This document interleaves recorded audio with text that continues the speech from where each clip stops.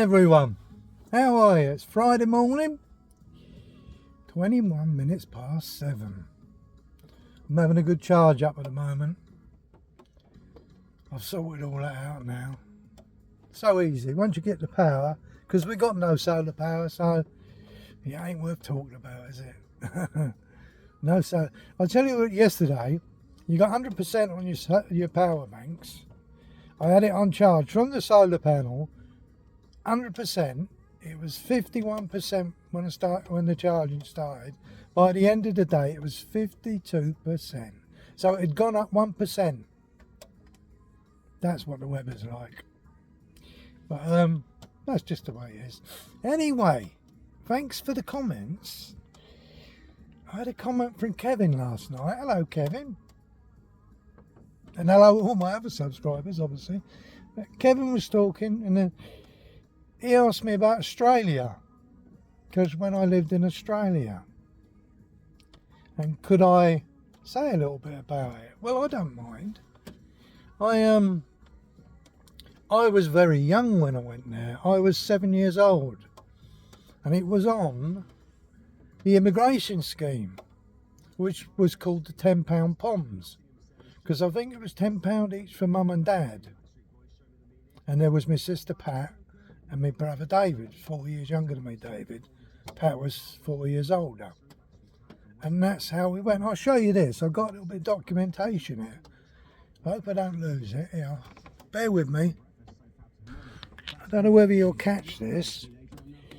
This one here, if I go like that. Yeah, that's the one there. That one there. Albert Butler, Albert Henry, that was my dad, born the 6th of October. Kathleen was my mum, Kathleen Davey, born on the 8th of, she's still alive, she is, you know. Patricia was my sister. There's me, John Henry. I was the ugly one. And there's my brother David. He's dead now, 54. Cigarettes killed him. But there you go, see that? Travelled per, I never see per, what does that mean? Per, don't sound right. Fair Sea was the name of the ship we went on. Well, it was a boat, they called it. Departing UK on the 19th of May 1963 under the passage migration scheme. Yeah, that was it, 1963. I mean, my birthday was on the 13th of July, so May the 19th was the day we went to Australia, and that's how it was done. And I always remember the day we went, the 19th of May, from Southampton, and I can remember my nanny, she come and waved us off, crying her eyes out. I'll never forget it. May the 19th, her name was May, and it was her birthday on May the 19th. So what a present, because I think she actually liked me the best. She used to get me presents. Oh, I love my nan. She was a lovely lady. And yeah, she passed away in the 60s. Had a stroke. Sat up in bed for 6 months. Bless her. Oh, it was awful. Absolutely awful. And yeah, she died. But that's what happened. We went to Australia, and we stayed there for 2.5 years in this hostel, because my dad was always a worker, always a grafter. He had a job before he even went, which is great. And Dad always had plenty, you know, he had money and whatever. And my mum got a job on the hostel itself, in the canteen, working in the cookhouse. So the less we saw of her, the better, really. And that's another story. But yeah. But after 2.5 years, my mum was always, oh, God. Argument. And Dad said, all right then, we won't go home. Would you like to try Australia, Kath? That was my mum's name, Kath. And Dad was telling me, when I got a lot older, he was telling me all about it. So we moved to Australia then. 24 Bailey Road, Mount Wellham. I'll never forget it. Just outside Auckland. Well, it was a suburb of Auckland. Panmure, and we moved there 18 months. She wasn't happy. She wasn't happy. Dad had a job set up all ready for him. He even took the car from Australia to New Zealand with him. Vauxhall something. Big old lump it was. Bloody great big thing it was. But she wasn't happy with that, so we come back here. Come back to England. I remember my dad saying, the first words I ever said, I can't remember saying it, when we got back to England, was walking down the gangplank of the ship. And I said, God, Dad, isn't it cold here? That was in September, that was. And that's how we got back to England. And I've got nothing against England. I mean, I'm loving it, but, oh God, broke my heart when we left Australia.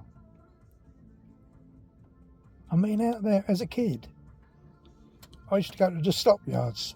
Well, we used to go. My brother and me and my brother. Never Pat. Pat was always by herself.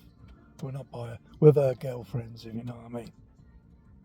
She didn't want to know us, but we had a good time. And we used to go to these stockyards where they're selling the horses.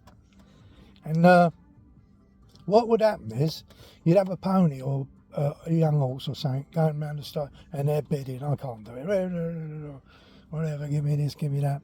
And what they'd do, if you're lucky enough, they'd get one of the kids, I've been on a few times, and they'd give you $1 to get on top of this horse, and they'd just lead you round, and you'll be sitting on this horse, and they'd be going, look, this horse, you can have kids on it and all this. Yeah, and you get $1 for that. Bloody $1, that was a lot of money, you know.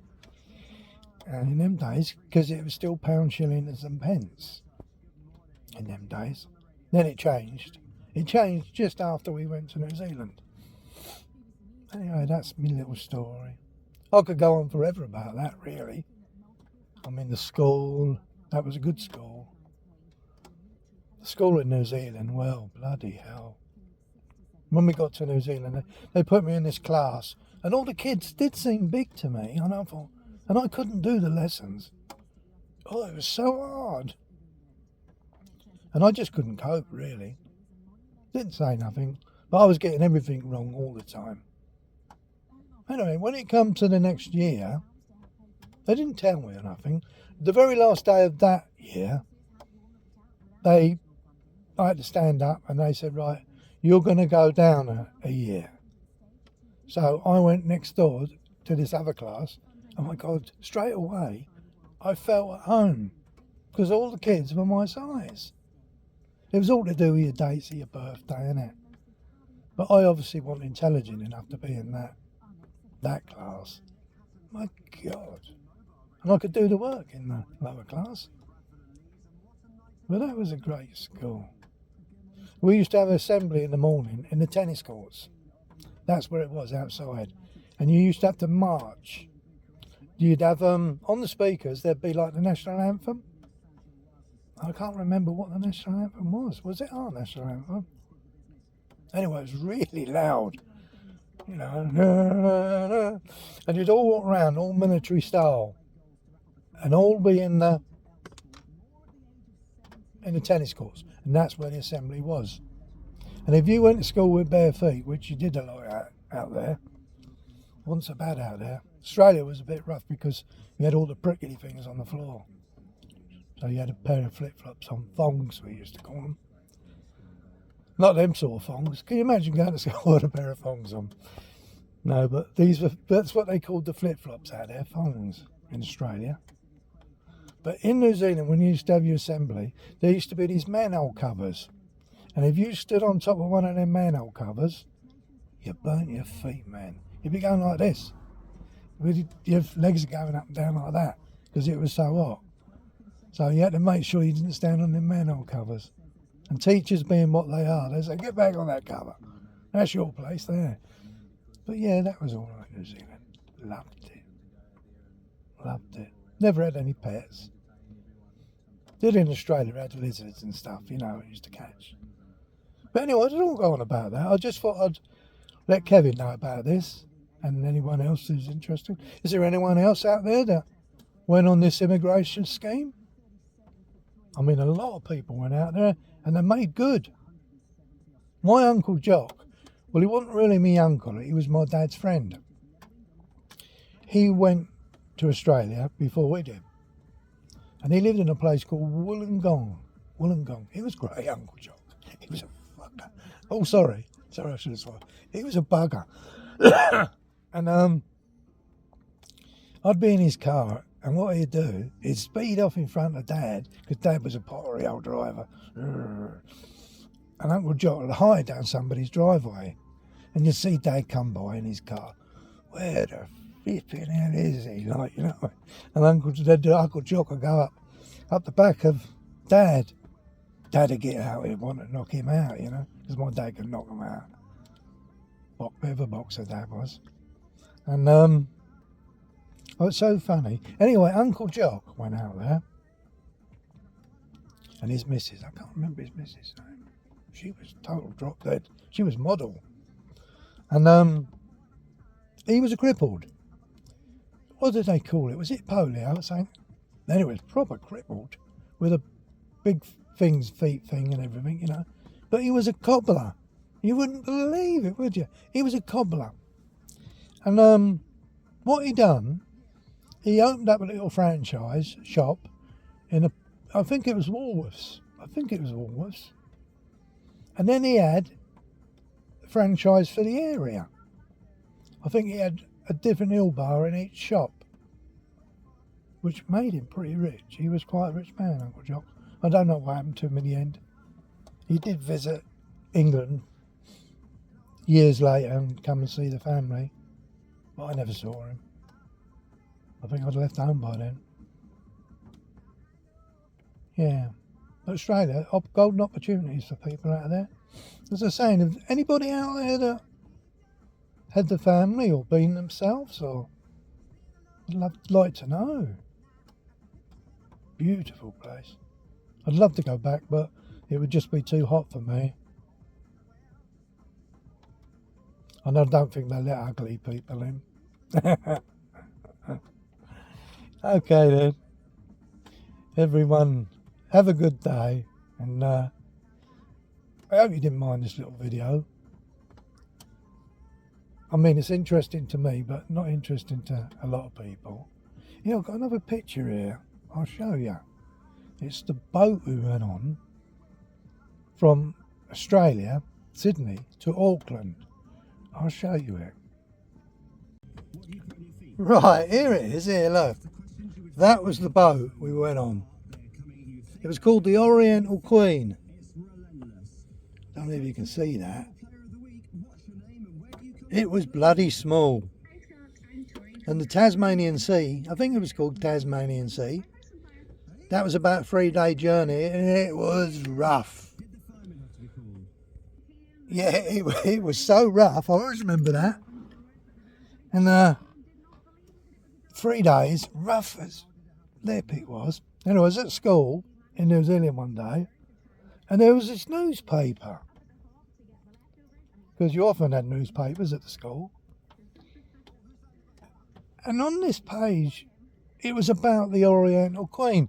They tested the lifeboats out, and they leaked and they sunk, basically. Yeah. And we was on it, going across the Tasmanian Sea. And it was really, I mean, the furniture was going from side to side. My sister went outside and she come back soaked, because the wave had come over and soaked her. And anyway, that was that little story. And I just found a picture of the house we used to live in. Oh, bear with me. Yeah, there it is. This little bungalow. And there's the address. I said, you remember? 24 Bailey Road, Mount Wellington, Auckland. See, it was a suburb of Auckland. But that's the little bungalow we lived in. But when we lived there was none of this fence. That wasn't there. And them trees weren't there. None of this fence up the side. It was just a plot with a little fence going round with 2 lump planks of wood sort of thing. Yeah. It's the same colour, green, but that's where we used to live. Hey? Bloody amazing. I found that about a year ago. God, made my heart go, it did. Yeah. I'm sorry if I'm boring you. Anyway, that's it. And if you feel like going to Australia to start a new life, try it. Because there's a big old world out there. Go anywhere you like. Enjoy it. But that was wonderful out there. They used to do a lot of fishing in New Zealand. God, bloody hell, the fishes we used to catch. Yeah. Then we'd get a stick, make a fire and get a stick, gut it, and then we'd cook it over the fire on the end of a bit of stick. Oh, completely. Oh, different world. I mean, a lot of things we shouldn't have done, especially in Australia with them poisonous snakes and the spiders. I mean, I used to go and catch. I used to put my hand down a hole out in the wild and drag out a lizard. God, bloody hell, that's stupid. There could be a snake down there, couldn't there? Didn't hardly see any snakes. Saw a dead snake once, but I never actually saw a snake. Loads and loads of lizards. Rats, plenty of rats. Well, I'll leave that at that. I've got loads more stories to tell you about Australia, if you would like to hear it. But, sorry. There's me waffling again. Right, have a good day. I don't know what I'm doing today. Not a lot, I shouldn't think. It's raining here. Got to take Ollie out. Van's getting booked in for my chain on my timing chain to be done. I got a message last night from somebody about Scotland. I'm not going to risk it. One of my other mates said, you don't want to be risking that if something might go wrong.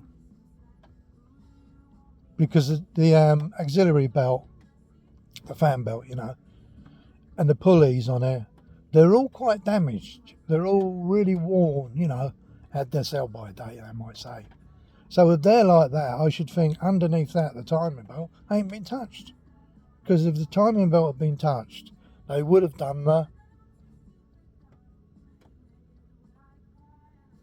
they would have renewed all the pulleys, wouldn't they? Done the whole job. Anyway, I'm definitely going now. Everyone have a good day. And thank you for watching. I really mean that. See you all later. Bye.